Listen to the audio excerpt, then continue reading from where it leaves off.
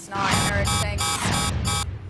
First, it was Sony, Lockheed Martin, and Citigroup. Now hackers have hit the IMF's computer system. Sources tell Bloomberg it involved a large amount of data. Megan Hughes is in Washington, and she has the latest on what we know. Megan.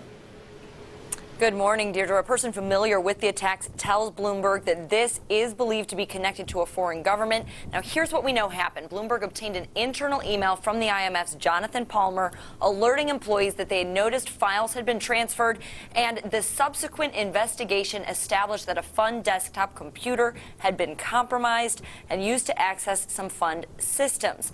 In that memo, the fund told employees that their RSA Secure ID tokens would be replaced. Those generate passwords to access the networks. An EMC Corp's RSA unit announced in March that it had a breach of its own, and that's not believed to be connected. That internal memo also said that network connections to the World Bank were severed as a precaution.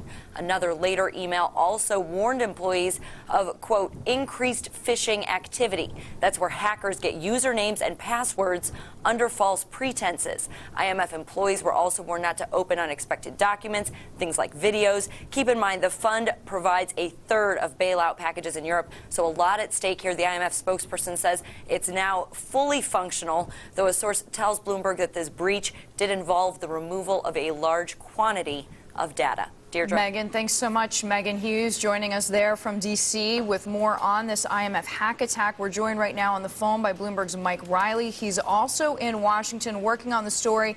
Mike, we heard Megan say that we know that the hackers were state-led, or at least we think they are.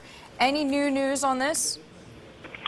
You know, the IMF isn't saying much at all, and so we have very limited information on what happened. The fact that they were connected, they were state-based, as opposed to cyber thieves, suggests that both it's a very sophisticated attack and that it's probably connected to a form of espionage that we've seen in a lot of other kinds of attacks recently, where governments use cyber attacks to get all sorts of documents that they may help them in negotiations, may help them get information about defense technologies, all sorts of stuff. Yeah, we can imagine. I'm just even thinking of the Greek debt situation. I mean, if you knew what the IMF were going to do, you could make a lot of money.